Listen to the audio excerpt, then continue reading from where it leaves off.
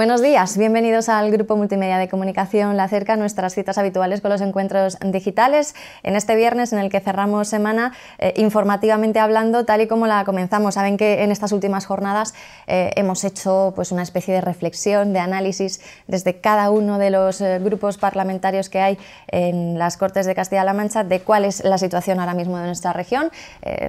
Predominantemente tras ese rechazo al proyecto de ley de presupuestos que el pasado 7 de abril se produjo en las Cortes de Castilla-La Mancha y a toda la sucesión de acontecimientos que se ha ido desencadenando desde ese día. Comentamos también esta situación y otras hoy con otro de los grandes protagonistas de la región, en este caso en el ámbito de los trabajadores. Mucha gente está pendiente de lo que vaya a suceder en torno a esos o no presupuestos que saldrán adelante para 2017 y hoy lo vamos a comentar desde la óptica de Comisiones Obreras. Para ello nos acompaña el secretario general regional del sindicato aquí en Castilla-La Mancha, Francisco de la Rosa. Ya saben que nos visitaba hace no mucho tiempo, pero todavía no tenía este cargo de manera oficial, así que hoy aprovechamos doblemente para darle las gracias por venir, los buenos días y las felicidades así en persona por ser ya ahora sí de manera oficial el secretario general de Comisiones Obreras. ¿Qué tal, Francisco? Pues nada, muy agradecido y encantado como siempre de estar aquí con vosotros y con vosotras. Para mí es un placer, entre otras cosas porque también me permite venir a mi tierra y para mí siempre es agradable, ¿no?, volver aquí. Es poco el tiempo que llevo en Toledo, pero ha sido muy intenso, ¿no? Entonces me ha impedido poder estar seguramente más tiempo del que me hubiera gustado, pero en cualquier caso también es una obligación que lleva el cargo, ¿no?, el estar presente donde creo que podemos ser más útiles en este momento. Tener una responsabilidad regional nos obliga a viajar mucho y a estar en todos los sitios porque bueno, hay mucha faena por hacer y nosotros nos hemos marcado como el reto de intentar pues eso, cumplir todos esos compromisos y estar lo más próximos y cercanos a los trabajadores. Mucha faena por hacer, muchos kilómetros que recorrer, eso nos lo decía ya como reto en esa otra ocasión, hace 2 meses cuando conversábamos, pero ahora que ya lleva pues unas semanas metido de lleno en ello, ¿qué sensaciones tiene? ¿Se acostumbra uno rápido a ese cambio de dinámica, a esa nueva marcha en el acelerador? Aunque usted era una persona ya con un ritmo bastante alto, cambiar a lo regional, imagino que también lleva un proceso de adaptación, ¿no? Hombre, uno lleva intentando adaptar su cabeza y su vida a un cambio bastante importante, ¿no? Muy importante. Yo trabajaba de manera muy directa durante 12 años en el ámbito provincial. Ahora el salto es muy grande, la región es muy grande y uno lleva ya tiempo pensando en esta opción. Por lo tanto, la transición no ha sido tan dura como se podría esperar, por eso, porque yo llevaba ya tiempo mentalizándome de que esto era así. Además estaba absolutamente ilusionado también con la posibilidad de poder tener un contacto mucho más directo con mis compañeros de Ciudad Real, de Cuenca, de Guadalajara. Hombre, siempre te queda, pues sobre todo si tienes familia o tienes algún enano pequeño, como es el caso, pues siempre hay ratos en los que, bueno, pues se echa de menos el poder tenerlo cerca o darle un beso, pero bueno, pues hay que acostumbrarse a esa vida, intentar aprovechar al máximo todos los momentos, como por ejemplo hoy, que tendré para poder estar con él todo el día y intentar compaginarlo, porque bueno, pues es una responsabilidad que uno, ¿no? Efectivamente, es una responsabilidad que uno asume y que tiene que hacerlo bien. Yo creo que asumir un reto como este sin ser consciente de que eso conlleva una serie de sacrificios, pues es un error. Hay que ser consciente de que en esto hay que volcarse al 100%. Y yo, evidentemente, estoy dispuesto, durante todo el tiempo que mis compañeros que quieran que yo esté al frente, pues a intentar darlo todo, porque, insisto, hay muchas cosas por hacer y no podemos estar relajados en ningún momento. Casualidades del destino, el 7 de abril tiene lugar ese congreso en el que oficialmente es el sucesor de José Luis Gil al frente de la Secretaría General de Comisiones Obreras en Castilla-La Mancha y a X metros de ese lugar sucede otra cosa que ha venido a marcar de alguna manera el año político aquí en Castilla-La Mancha, que fue ese rechazo que se produjo al proyecto de ley de presupuestos de Castilla-La Mancha para este 2017. Partido Popular votó en contra, era de esperar y ya lo habían dicho. Podemos sorprendió y a raíz de ahí pues, se ha desencadenado, como decía, pues, una serie de interpretaciones sobre lo que ocurrió, sobre lo que va a ocurrir después, etc. Pero de alguna manera esto de llegar y besar el santo de este modo a la cabeza del máximo sindicato de clase en la región, pues ¿cómo se lleva, Francisco? Fue una fatal casualidad, ¿no? Pero bueno, las cosas ocurren y lo que no hay que hacer es lamentarse por ello, sino intentar sobreponerse e intentar buscar alguna solución. ¿Qué papel, es algo que me he preguntado durante este mes aproximadamente, qué papel tendría que jugar un sindicato de clase, que tenemos un perfil, como bien sabéis, sociopolítico, que no solo estamos en una parte del conflicto laboral o exclusivamente solo en la parte que tiene que ver con el conflicto diario y cotidiano, sino que nosotros tenemos una participación activa. De hecho, tenemos un reconocimiento constitucional que nos faculta para poder tener una intervención directa en cosas que tienen que ver con la vida de los ciudadanos, con la vida de la gente. Yo a veces me he preguntado si realmente o qué papel exactamente tendríamos que jugar. Y al final estoy absolutamente convencido de que nosotros también tenemos la obligación de jugar un papel en ese sentido. A mí me parece una fatalidad, me parece un error muy grave el que no haya presupuestos. Por lo tanto, nosotros desde ese momento lo que hemos intentado hacer es ponernos en contacto con los diferentes grupos. Hemos hablado ya con el grupo socialista, también con el grupo del Partido Político Podemos. Queremos hablar, tenemos pendiente también una fecha para hablar con el Partido Popular, porque nosotros estamos muy preocupados. Evidentemente los trabajadores sin duda serán los más perjudicados si al final no hay un nuevo presupuesto. Es verdad que se puede prorrogar el presupuesto de 2016, pero eso conlleva a que va a haber un estancamiento.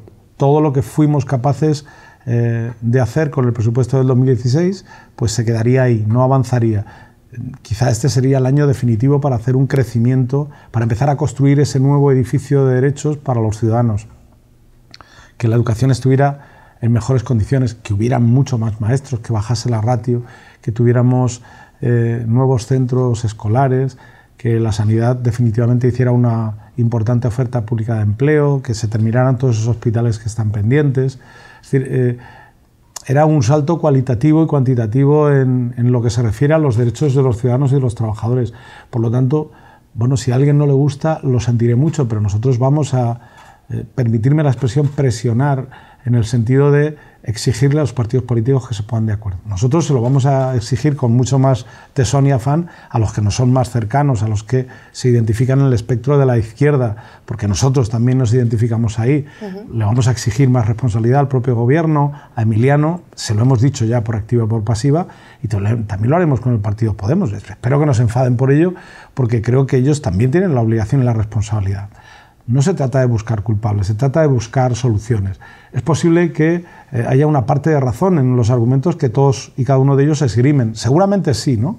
Pero yo creo que es mucho más importante incluso que el tener razón, el buscar una fórmula de acuerdo y de resolución al problema, porque, insisto, más allá de que una partida pueda ser una línea roja infranqueable o una enmienda, creo que hay que buscar en lo general cómo podemos ser capaces de beneficiar a los ciudadanos. Por lo tanto, pues desde ese momento nos marcamos no es ser ni puentes, ni interlocutores, ni mediadores, simplemente ser una organización, creo que importante en esta región, que está muy preocupada por el hecho de que no hay presupuestos y que por lo tanto quiere exigirle a los partidos, y me parece legítimo, no creo que nadie tenga que sentirse ofendido por ello, exigirle que se sienten y que se pongan de acuerdo. Si es posible hoy, si no es posible, a partir de que finalicen los procesos de primarias, que yo sé que suponen también un trastorno en la vida cotidiana de los partidos políticos. Bueno, me daría igual en un momento determinado que fuese hoy, que fuese dentro de un par de semanas, pero en cualquier caso que lo hagan y que además tengamos presupuesto, para que se pueda ejecutar en la medida que sea posible, pero que sobre todo permita poder abordar el presupuesto de 2018 para terminar un ciclo de 4 años, pues habiendo dado un salto importante en la mejora de las condiciones de vida de la gente.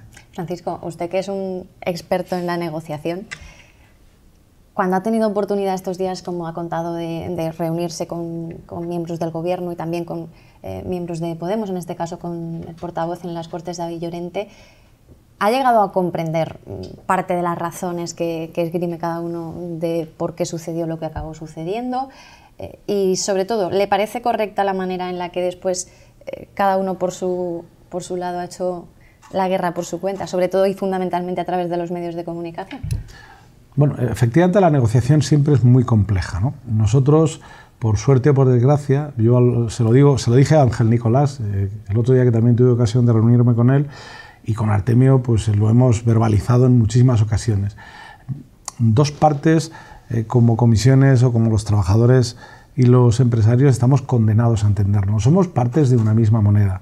De nuestro entendimiento y del diálogo social que somos capaces de propiciar y culminar, pues dependen muchas empresas, muchos trabajadores, la economía de una tierra como la nuestra, como Castilla-La Mancha, ¿no? Nosotros somos conscientes de que se puede romper la baraja, pero que hay que comprar una nueva para volver a iniciar el juego que sirva para culminar en acuerdos, que siempre generarán un sabor agridulce porque uno no siempre será capaz de llevarse toda el ascua a su sardina. Siempre habrá cosas a las que uno le hubiera gustado aspirar y que no puede hacerlo. Pero eso forma parte de la negociación del propio sistema democrático del que nos hemos querido dotar. Posiblemente los partidos políticos no estén acostumbrados a esa dinámica, entre otras cosas porque hasta ahora nuestro sistema de grandes partidos políticos que se han ido alternando en el gobierno en esta tierra, pues ha hecho que cuando alguien gobernaba con la suficiencia de poder ejecutar todo lo que estaba en su ideario político. Bueno, ahora la aritmética electoral nos ha dado un resultado diferente y ellos también tienen que acostumbrarse a la negociación y al acuerdo. Claro que me han contado razones que seguramente puedan estar justificadas de un lado y del otro, pero eso no quiere decir que no puedan ser salvables y que no tengan que culminarse con un acuerdo.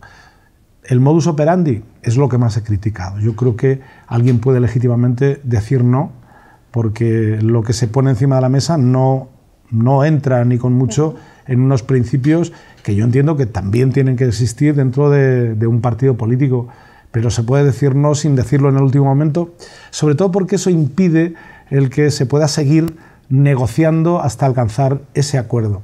El problema es que iniciar un nuevo proceso presupuestario nos alarga en el tiempo la posibilidad y los castellano-manchegos no pueden esperar a que termine este año sin presupuestos. Por lo tanto, quizá lo peor haya sido efectivamente que no haya sido posible el poder estirar un poco más para intentar buscar un acuerdo, porque estoy convencido que yo creo que en el fondo quieren un acuerdo ambas partes, de verdad. No creo que nadie tenga ni muchísimo menos la mala fe o la mala intención de no querer que haya un presupuesto. Yo creo que existe la voluntad. Lo que hace falta es poder llegar a ese punto de entendimiento, a ese punto de acuerdo, que además yo soy optimista y lo decía el otro día públicamente. Yo creo que va a ser posible, además creo que en esto hay que ser optimista, porque pensar que no va a haber presupuestos, desde luego sería una de las peores noticias que podrían tener los castellano-manchegos.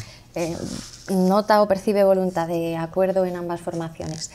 Entonces estamos hablando de que están en juego otro tipo de circunstancias y todos debemos pensar en esos procesos internos que ha mencionado hace unos instantes. El día 14, este domingo, se inicia ese proceso interno en el caso de Podemos, donde se van a abrir esas votaciones que van a tener resultados el 22 de mayo seguramente conocidos. Y el 21 tenemos las primarias socialistas a nivel federal, pero sabemos que jugándose también en todos y cada uno de los territorios de manera muy intensa. Esto está delimitando y determinando lo que está pasando en las comunidades y en este caso en Castilla-La Mancha, por mucho que de cara a la galería se quiera decir que no es así. Yo quiero pensar que no, pero seguramente porque, bueno, pues tengo ese espíritu. Yo quiero pensar que no, porque además creo que en ningún caso tendría nada que ver el hecho de que pueda ser posible ponerse de acuerdo en materia presupuestaria con un grupo político o con el otro. No tiene en principio nada que ver quién va a ser quien lidere el partido en el ámbito nacional, en el Partido Socialista o Podemos en Castilla-La Mancha. No tiene o no tendría nada que ver con el hecho... Pero, por ejemplo, desde el momento en el que, por ejemplo, el presidente Page de alguna manera hila su futuro a lo que pueda suceder con Susana Díaz a nivel nacional, está de alguna forma pues poniendo sobre la mesa un escenario inestable ahora mismo hasta que no se sepa un resultado. Yo he escuchado decir a Emiliano que vincularía su futuro al futuro. Es verdad que lo ha dicho, pero si yo fuera Page, y yo creo que él lo hará de la misma manera, independientemente de cuál sea el resultado, estará empeñado en que el presupuesto sea una realidad, porque creo que la acción de gobierno no puede paralizarse por un proceso interno en ningún caso. Por lo tanto, por eso digo que creo que no tiene nada que ver, igual que quiero pensar que ni David Llorente ni José García Molina tienen en su cabeza resultados distintos al de que haya un presupuesto en esta tierra, independientemente de quién vaya a ser el de los dos el que lidere este proyecto. Yo quiero pensarlo así porque además, si lo pensara de otra manera, pues seguramente no tendría un pensamiento positivo de eso. Creo que es así, incluso independientemente de que si continúan o no. Yo ayer escuchaba a José García Molina que decía que se tendría que hablar si después del resultado continuarían o no continuarían. Yo quiero pensar que no tiene nada que ver, que si son dos miembros de las Cortes Regionales de Castilla-La Mancha podrían continuar, que tampoco tiene por qué afectar quién vaya a ser el que lidere. Pero si alguno de ellos decidiera marcharse del PSOE o de Podemos, seguro, estoy convencido que antes de hacerlo terminarían por acordar un presupuesto, porque esa es la responsabilidad que se tiene que exigir a un político hasta el último instante, ¿no? Pero vamos, yo creo que esto tampoco va a ser tan dramático como eso, ¿no? Yo creo que un proceso democrático interno en un partido al final tiene un resultado, alguien gana, otros pierden, pero eso no quiere decir que desaparezcan, sino que deberán continuar. Y yo estoy convencido de que Emiliano continuará siendo presidente del gobierno hasta que lleguen las próximas elecciones, y que tanto David como José también continuarán en su actividad parlamentaria, que ambos dos, independientemente del resultado, se pondrán de acuerdo y habrá un presupuesto. Como verás, una forma de ver las cosas muy optimistas, pero porque además creo que tiene que ser así. No concibo que se pueda hacer de otra manera. No entendería que hoy, mañana, el mes que viene, cuanto antes posible, no entendería que no se sentaran y buscaran una fórmula de entendimiento. De todas maneras, esta especie de matrimonio, entre comillas, que se creó para echar a rodar en la legislatura, ha tenido problemas en todos los ejercicios. El año pasado se rompió el pacto de investidura, este año estamos viendo lo que está pasando con los presupuestos. Sí surgen ciertas dudas ante la posibilidad de que esto pueda ser como una tónica que se vaya a mantener durante todo el ejercicio, y tanto es así que se han abierto pues muchas hipótesis. Hay quienes señalan que hay que incidir en llegar al acuerdo con Podemos, que es lo que exige la sociedad y lo que mostró con los votos que hizo en las urnas en su momento.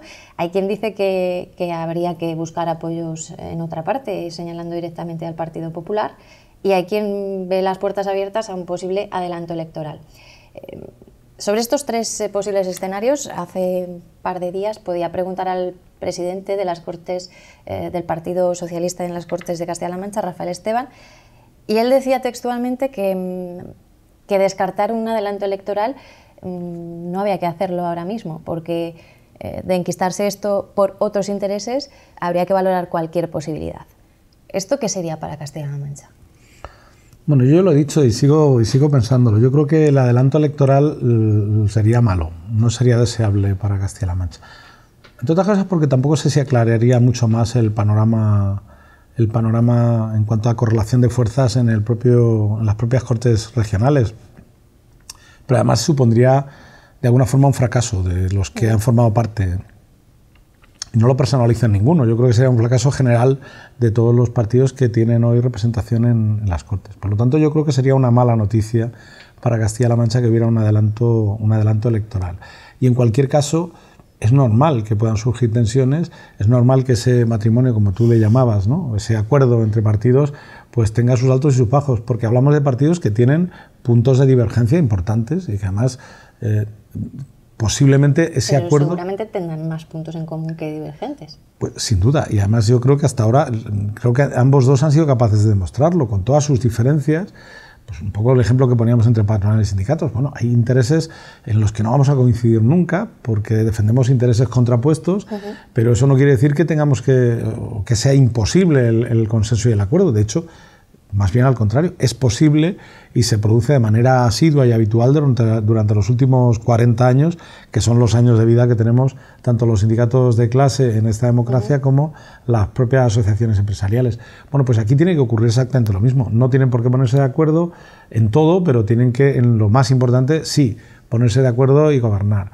Porque además, insisto, y aquí pues yo lo siento, pero estoy absolutamente convencido, creo que son los partidos de la izquierda los que tienen mayor responsabilidad a la hora de hacer un presupuesto mucho más social. Porque hemos pasado unos 4 años muy difíciles con el Partido Popular. No sé qué grado de compromiso tienen hoy con esta tierra y con sus gentes, pero lo que sí es cierto es que nos lo han hecho pasar muy mal y por lo tanto yo desgraciadamente no espero mucho de una hipotética posibilidad de acuerdo entre el Partido Popular, porque hasta ahora pues a los que hemos podido asistir es a los peores recortes, a los peores años para la vida de los castellanos-manchegos con ese tipo de políticas. Por eso es tan importante que Podemos y el Partido Socialista se pongan de acuerdo, porque si no, pues seguramente nos tendremos que enfrentar a otro tipo de políticas que desgraciadamente hemos vivido, hemos sufrido, hemos padecido, y creo que sería una irresponsabilidad que estos dos partidos, que son de izquierdas, que tienen muchas diferencias, que tienen muchos puntos que les separa, no se van capaces de ponerse de acuerdo en ese otro montón de puntos en los que sí que coinciden, en los que sí que están de acuerdo. Coño, pues, perdón por la expresión, pues sí que han sido capaces de ponerse de acuerdo para hacer unos presupuestos en el año 2016. Si nos pusiésemos en el peor de los escenarios y se tuviesen que prorrogar bueno, están ya prorrogados, pero se tuviesen que mantener ya esos presupuestos de 2016 durante todo este ejercicio 2017, ¿qué cuestiones no pueden quedarse estancadas o deberían ser líneas rojas o no podrían paralizarse de ninguna forma, ni tan siquiera por la excusa de esa prórroga de unos presupuestos? Bueno, en eso y con eso también hemos hablado ya con diferentes consejerías y con el propio presidente. Nosotros hemos dicho que independientemente de que haya o no presupuesto, hay cosas a las que no se puede renunciar. No podemos estar en esta parálisis que ha provocado el no a los presupuestos. Creo que hay que empezar a avanzar porque hay cosas que se pueden ejecutar y que se pueden hacer y que la ley presupuestaria, aunque sea prorrogada, permite. Es verdad que no se va a llegar a todo. Bueno, sería un ingenuo si pensara o si exigiera el poder pedir todo aquello que conlleve ese incremento de más de 300 millones de euros que suponía el nuevo presupuesto. Es verdad que hay cosas que no se van a hacer, pero sí que queremos que todo lo que sea social, lo más social del presupuesto o del proyecto de presupuesto de 2017 sea una realidad. Y por lo tanto que empecemos a caminar. Yo creo que hay que legítimamente recuperar las condiciones de trabajo de los empleados públicos. Hay que intentar llegar al mayor grado de oferta pública de empleo posible.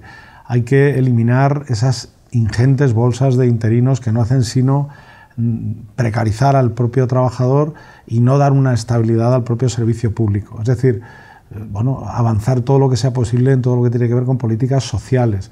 No abandonar el plan extraordinario de empleo que ha permitido sacar de la más absoluta de las pobrezas a miles de trabajadores en Castilla-La Mancha. En esta última faceta del Plan Extraordinario por el Empleo sí que se ha explicado que básicamente lo que sufriría o lo que estaría ahora mismo más en peligro sería esa vertiente que se iba a destinar a las personas mayores de 55 años, que es lo que se empezó a poner en marcha en el último tramo justo del año pasado, con lo que se sacó de los remanentes, por así decir, que había, pero que se había pensado para ponerlo en marcha con lo que iba a ser el presupuesto 2017 y que, por tanto, esa línea importante no se sabría si se podría sacar adelante. Estamos hablando, Francisco, de un colectivo que quizás sea de los que más precisan ahora mismo esa mano en materia de empleo. ¿Qué se podría hacer aquí o cuál sería el consejo que daría Comisiones Obreras? Bueno, claro, es que aquí partimos de una situación dramática, ¿no? Sí. Aquí creo que en Albacete todavía estamos muy cercanos al 25% de desempleo. A nivel regional no sé si andamos por un 21 o 22%, lo cual es, bueno, prácticamente de manera técnica decir que 1 de cada 4 trabajadores, personas en Castilla-La Mancha que quieren trabajar no pueden hacerlo. 1 de cada 4 es una barbaridad. Si además pensamos que además la mitad de esos desempleados ya no tienen ningún tipo de prestación, pues eso nos lleva a cifras tan escandalosas como que 1 de cada 3 castellano-manchegos está en el umbral de la pobreza o por debajo del umbral de la pobreza. Claro, cuando eso ocurre, pues lo que hay que pensar es que los presupuestos tienen que tener ese perfil y que todo el incremento presupuestario año tras año tiene que ir destinado evidentemente a rescatar a las personas, que es precisamente a quien se ha abandonado a su suerte en la política de los últimos años. Esta legislatura tiene la obligación por encima de todo de rescatar a los hombres y a las mujeres de Castilla-La Mancha. Si no hay presupuesto, pues esa irresponsabilidad, y cada uno que coja el trozo de responsabilidad que quiera, pues no puede además abundar en que el presupuesto prorrogado no tenga que conllevar necesariamente a que se trasvase todo el dinero del gasto del presupuesto a seguir potenciando ese tipo de políticas. Bueno, como mínimo hacer lo que se ha hecho hasta ahora, pero si podemos dejar de ejecutar alguna otra partida que no vaya directamente a la recuperación de las personas, pues hacerlo para que se llegue lo más lejos posible en la recuperación de la gente, porque es que la gente no espera. Es decir, cuando alguien no tiene que darle de comer a sus hijos, creo que no puede haber insensibilidad. Alguien no puede decir, es que no hay presupuesto. Bueno, pues habrá que inventar todo lo que sea posible para poder llegar lo más lejos posible, siendo consciente de que seguramente todo no puede hacerse, pero si podemos quitar un duro de algo que no tenga ese perfil social, yo soy partidario de que se haga y que se invierta en esa persona que no puede vivir. Hablando de mayores de 55 años, es que esos, yo creo que hace mucho tiempo que descartaron la posibilidad de encontrar un puesto de trabajo. Y es muy triste pensar que alguien que está en plena, en lo mejor de su vida, ¿no? Alguien con 50, con 55 años, desde luego no está desahuciado de la sociedad, ni muchísimo menos. Pues alguien en esas condiciones que haya renunciado a poder encontrar un puesto de trabajo es algo muy triste, ¿no? O que las mujeres empiecen a plantearse nuevamente el abandonar la posibilidad de poder trabajar, una vez más, incidiendo en ese techo de cristal, en esa discriminación permanente, en ese apartar a un colectivo que es el 50% de la población y a dejarlo fuera. Eso es algo muy triste, o pensar que nuestros hijos, a pesar de que tengan la suerte, hayan podido tener la suerte de estudiar, pues tengan un panorama que o les condena a trabajar por 300 euros al mes en el mejor de los escenarios, o tienen que irse a buscarse la vida, no a grandes puestos, por lo menos inicialmente, pues en muchos casos a vender hamburguesas a Inglaterra, Francia, Alemania, Holanda, porque aquí no encuentran un puesto de trabajo. Yo creo que por eso es tan importante que haya presupuestos, por eso es tan importante que no se enfaden cuando gentes de la sociedad articulada les decimos que se pongan de acuerdo y que si no lo hacen, pues tendrán una responsabilidad para con los castellano-manchegos. Pero insisto, mientras son capaces de ponerse de acuerdo, no podemos pararnos. Hay que seguir avanzando y hay que seguir pensando que esos ciudadanos nos necesitan y que los políticos o a los políticos se les elige precisamente para hacer este tipo de cosas, no para hacer, grandes representaciones teatrales en los parlamentos de cualquier rincón de este país, sino fundamentalmente para hacer acciones concretas que conlleven el rescate de las personas. Ha explicado, y los datos así lo han reflejado, cómo los 4 años precedentes fueron duros en materia de recortes, sobre todo también que se tradujeron en los servicios sociales y en los empleados que trabajan para la administración, los funcionarios. ¿Cuál es ahora mismo el sentir de ese colectivo, Paco, en Castilla-La Mancha? Habida cuenta de que pues, surgen de vez en cuando ciertas molestias o ciertas críticas ante cuestiones que esperaban que se iban a producir antes de lo que se están produciendo. Y al hilo de esto, pues, por ejemplo, tenemos ahora el reciente caso de esa denuncia pública que ha hecho la Junta de Personal en el Hospital de Albacete, manifestando que se incumple la jornada laboral. Bueno, yo creo que a los empleados públicos no se les trata hoy igual que se les trataba hace 2 años. Yo creo que en la legislatura pasada a los funcionarios se les trató muy mal. Se les despreció en muchas ocasiones y se les criminalizó en otras. Es decir, yo creo que los empleados públicos han sido muy maltratados en el tiempo. Yo creo que hoy no se les trata de la misma manera, pero yo creo que también es tiempo de dar un salto importante. La velocidad en la recuperación de todo lo que se les ha arrebatado está siendo muy lenta. Hay que pensar que los empleados públicos son los que prestan los servicios públicos y que a pesar del deterioro importante que han subido los servicios esenciales en esta tierra, como puede ser la sanidad o la educación, estoy convencido que todavía seguimos estando en niveles importantes en cuanto a calidad si nos comparamos con otras comunidades autónomas. Eso es fruto directo de los empleados públicos. Es que, pues igual es un buen momento de estar aquí en la televisión para romper una lanza por el empleado público. El empleado público no es alguien que vive muy bien o que cobra mucho. Hay muchos empleados públicos que ganan poco más que el salario mínimo y que trabajan unas jornadas laborales que no son esas jornadas laborales que algunos inventan en ese imaginario, ¿no? en ese daño reputacional permanente que se les hace al empleado público. Los médicos, las enfermeras, las limpiadoras del hospital, son gente abnegada, que trabaja un montón de horas, que trabaja turnos, que siempre están ahí cuando nos ponemos enfermos, independientemente de que sea sábado o sea festivo, que siempre nos atienden y nos atienden bien, y esa gente ha sido maltratada, y esa gente ha tenido bajadas salariales brutales, y esa gente lleva con una congelación salarial no sé cuántos años y no ha mejorado sus condiciones de vida.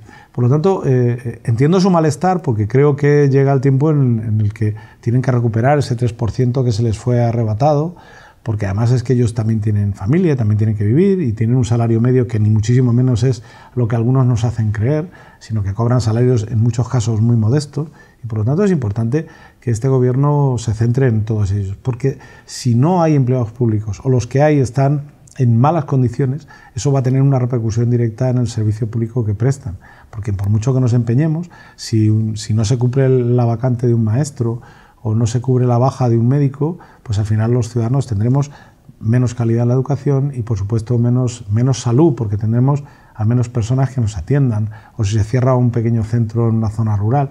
Es decir, habría que dar una marcha más. Yo creo que este gobierno está obligado y tiene un compromiso con esos empleados públicos para dar esa marcha más y para tratarlos de mejor manera, porque creo que toca que ellos también puedan recuperar una parte de todo lo que se les ha arrebatado. ¿Toca también reformar el Estatuto de Autonomía, Paco? Sin duda, porque además es algo dinámico, igual que creo que más allá de, y perdona que me metan en ese terreno, pero aterrizaré, intentaré ser lo más breve posible, pero igual que yo no quiero agarrarme al Estatuto de los Trabajadores como una pieza inmovilista, algo a lo que voy a aferrarme y no voy a permitir que evolucione. El mercado de trabajo ha evolucionado y por lo tanto las leyes que lo regulan tienen que evolucionar. Bueno, tienen que evolucionar buscando equilibrios. Lo que hemos hecho es involucionar. El Estatuto de los Trabajadores del año 1982 sin duda era mucho más progresista que el que tenemos hoy, porque ha sufrido deterioros permanentes. Entonces yo no quiero recuperar el Estatuto de 1982, yo quiero hacer un nuevo Estatuto de los Trabajadores que se adapte a la realidad y que busque nuevamente un equilibrio entre empresa y trabajadores. Porque cuando cualquier sector, sea el que sea, sufre desequilibrio, siempre hay alguien que es beneficiado y una inmensa mayoría que se perjudica, como es en el caso de las normas laborales. En el caso del Estatuto de Autonomía pasa exactamente igual. El Estatuto de Autonomía del que nos dotamos hace unos años, evidentemente tiene que sufrir cambios porque la sociedad ha cambiado, porque la forma en la que nos queremos gobernar evoluciona, cambia, porque además creo que tenemos que tener un sistema electoral que permita que todo el mundo pueda tener acceso, donde el voto tenga un valor real, donde realmente el resultado electoral final sea el que los ciudadanos han decidido, independientemente de las formas en las que se hace ese sistema de elección, ser mucho más democrático, mucho más transparente, con mucha más participación de la sociedad. Creo que el Parlamento regional, aprovechando su nuevo estatuto, tiene que abrir las puertas a los colectivos sociales. Eso es algo que hasta ahora pues no se concebía. Yo creo que ahora pues los políticos tienen que ser conscientes de que tiene que haber una mayor participación en el cogobierno de las cosas con gentes como los agentes sociales, como la patronal y como los sindicatos. Cogobernar con ellos y con la propia sociedad, acercarse mucho más al pueblo. Es necesario evolucionar, como nuestra propia Constitución también tiene que evolucionar y como nuestros sistemas autonómicos tienen que evolucionar. No sé si a un sistema federal, no sé si a la autonomía o la independencia. Seguramente en los extremos nunca está el acierto, pero sí dotarnos de un mayor autogobierno para que todo el mundo se pueda sentir cómodo dentro de un país tan rico como es España, para evitar que sean otro tipo de cuestiones las que mueven a los independentistas y no precisamente el gobierno. Pues dotemos de normas de autogobierno a todas las comunidades autónomas para impedir que algunos aprovechen esa coyuntura para lanzarnos a un precipicio con difícil salida por parte de nadie. Es decir, todo eso se hace desde el consenso. Igual que la ley educativa, es decir, lo que no es razonable es que cada 4 años alguien invente una nueva sucesión de letras que definen un nuevo modelo educativo, porque al final no sabemos cómo acomodarnos. Yo creo que la educación necesita un pacto de Estado que permita un modelo único que pueda tener una progresión en el tiempo de más de 20 años, porque con eso conseguiremos que nuestros hijos estén mucho mejor formados y que nuestro país tenga mucho más futuro. No es una cuestión ideológica, es una cuestión de principios, y yo creo que ahí tienen que participar no solo los partidos políticos, sino también la propia sociedad. Una última pincelada, ya que antes ha mencionado la situación de muchos jóvenes en Castilla-La Mancha. Me gustaría saber la opinión de un debate que se ha abierto en los últimos días en nuestro país. Precisamente acabamos de celebrar el Día del Becario hace poco, y a raíz del caso concreto que se destapaba de un prestigioso cocinero y los becarios que trabajan para él, pues surgía la polémica en todo el país alrededor de este asunto. ¿Qué hay detrás de esta realidad, Francisco, en materia laboral? Pues ambición, desprecio al ser humano y, bueno, y solidaridad manifiesta, es decir, usura. Detrás de todo eso hay una España oscura que ojalá y seamos capaces de abandonar definitivamente. ¿Y hay ilegalidad también? Bueno, ilegalidad sin duda, es decir, son adjetivos que he querido poner y que seguramente podría poner muchísimos más, porque es absolutamente miserable que alguien pretenda aprovecharse de quien sea para el beneficio propio. Ser becario, que además ya suena mal, y seguramente habría que inventar una nueva palabra, porque no sé si algún día podremos ser capaces de rehabilitar esta, ¿no? Pero ser becario inicialmente podría ser la posibilidad de que alguien que se ha formado y que no tiene una experiencia práctica en el desarrollo de su profesión, para la que ha estado estudiando durante un número de años, pueda tener, sin que eso suponga un coste excesivo para la persona que tiene a bien el poderle facilitar esa formación adicional, pues que eso se pueda realizar, que podamos realmente formar a nuestros jóvenes en ese desempeño de trabajos profesionales casi siempre cualificados que tienen que tener, que va a tener en el futuro, es decir, construyendo el futuro del propio país, no solo de la propia persona. Pero hay alguien que inventa eso, igual que inventa la precariedad en el empleo, que inventa el contrato por el fomento de la contratación, que inventa fórmulas para, en definitiva, tener a personas en régimen de pseudoesclavitud para sacar un trabajo que les dé pingües beneficios, ni siquiera persiguiendo la excelencia del servicio que se presta. Porque lo peor de todo esto es que ni siquiera con todo eso buscamos que el servicio que presta la empresa en cuestión, sálvese el que pueda, porque seguramente habrá muchos empresarios que son empresarios honestos, dignos y que no juegan a ese juego, pero desgraciadamente hay muchos que sí lo hacen, ¿no? Que se aprovechan de la gente y que les explotan directamente. Yo encontraba, el otro día fui a Atocha, un viaje a Guadalajara, bueno, las infraestructuras están bien, pero llegar a Guadalajara es complicado todavía, ¿no? Tiene que hacerse llegando a Madrid, de Madrid cogiendo un tren de cercanías. Bueno, pues tuve el tiempo y la ocasión de poder comprarle un juguete a mi niño, y en una franquicia muy importante de este país me encontré con un chaval que me atendió de manera extraordinaria y que además me dijo que tenía como 2 o 3 licenciaturas y no sé cuántos máster.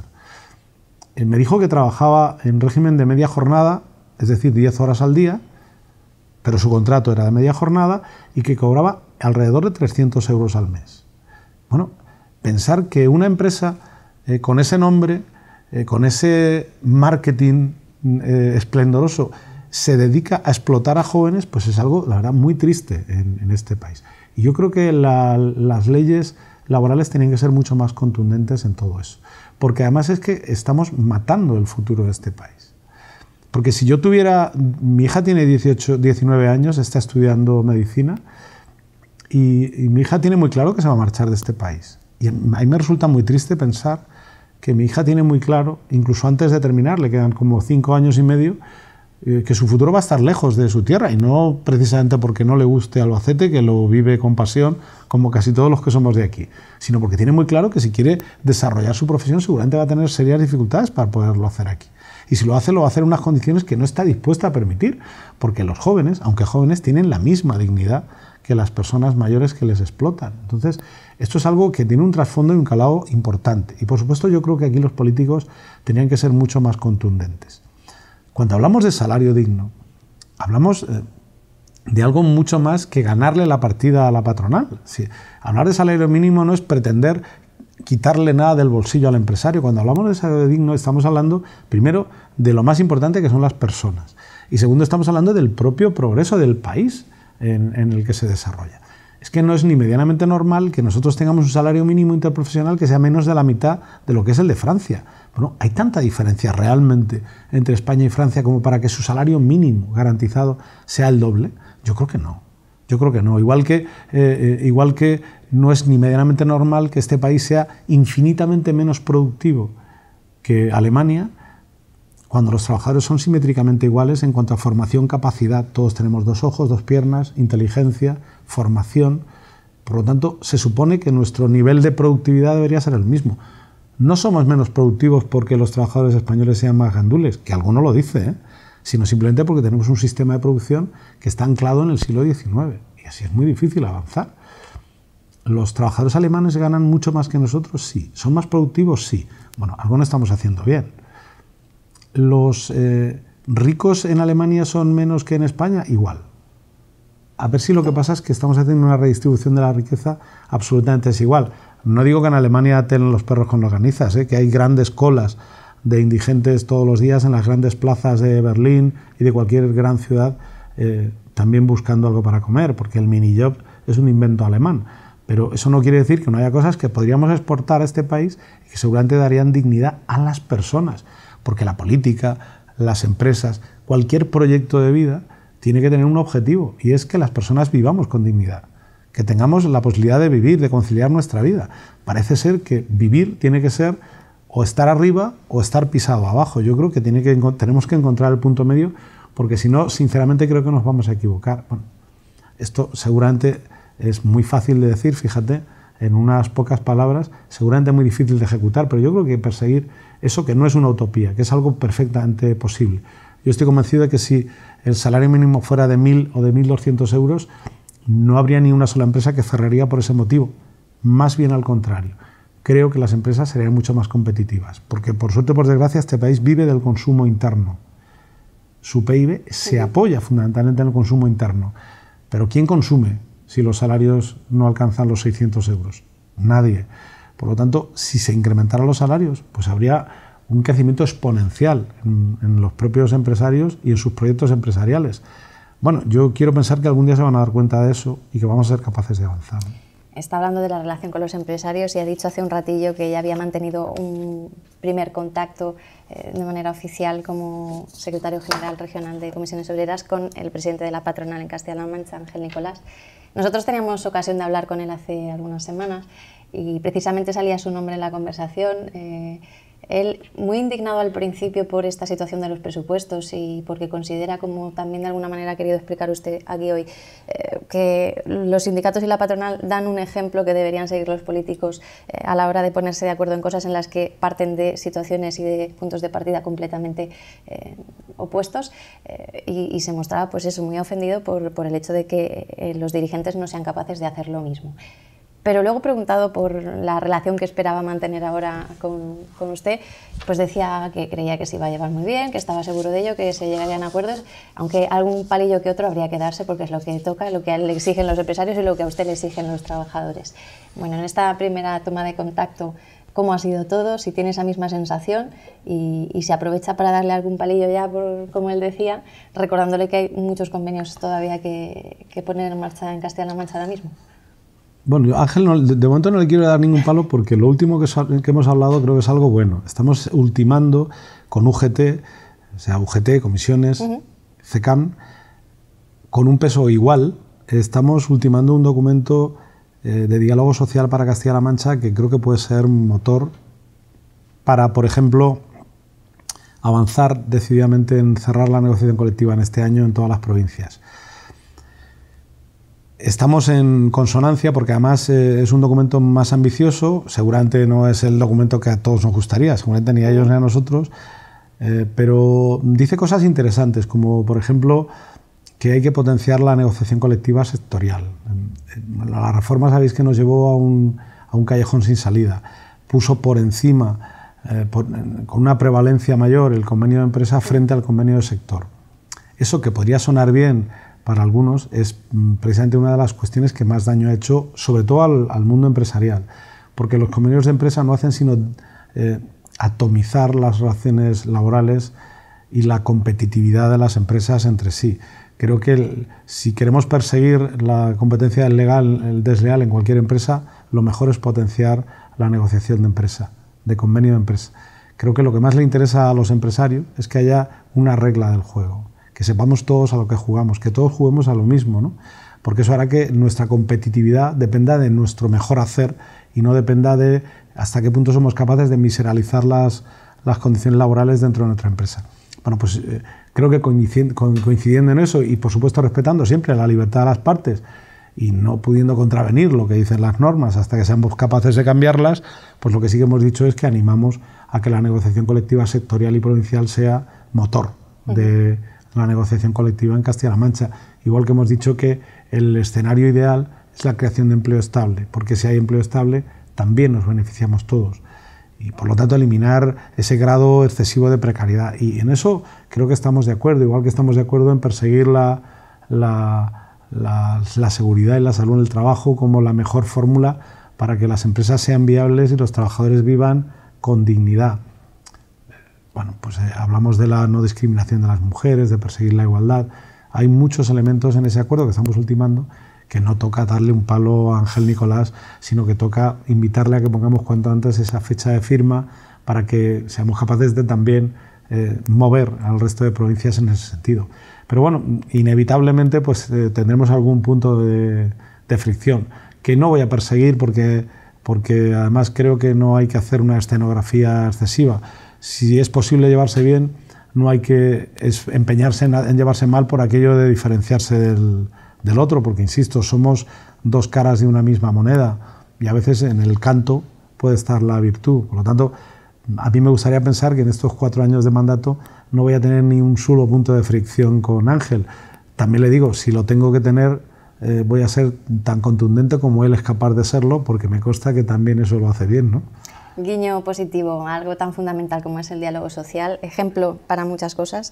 Incluso se me ocurre, Paco, que podríais introducir ahí en el acuerdo quizá un curso de formación para políticos sobre negociación, impartido por los sindicatos y la patronal, a ver si toman alguna nota. Sería muy pretencioso por nuestra parte y seguramente es muy mal entendido por los políticos. Yo creo que no hay que enseñarles, yo creo que saben... No se ofende quien quiere, sino quien puede, ¿no? Bueno, sí, bueno, pero seguramente a lo mejor lo que tienen que hacer es pues rescatar ese manual que conocen perfectamente y ponerse manos a la obra. Pero vamos, creo que la talla política de los que actualmente pueden ponerse de acuerdo es lo suficientemente importante como para que en el momento que quieran sean capaces de ponerse de acuerdo sin necesidad de que nadie les tengamos que decir cómo hacerlo.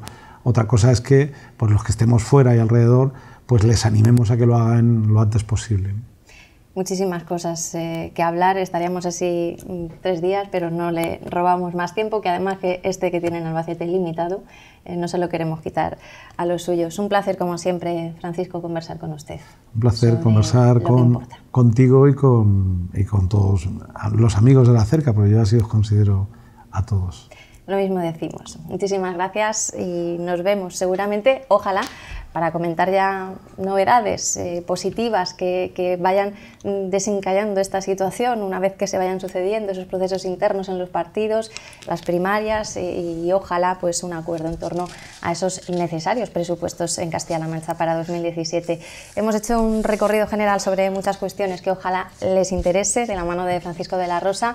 Desde el pasado mes de abril, ya lo saben, de manera oficial, secretario general de Comisiones Obreras en Castilla-La Mancha, una persona muy respetada por muchos y digna de admirar, sin duda, uno de esos invitados que apetece siempre tener por aquí cerca.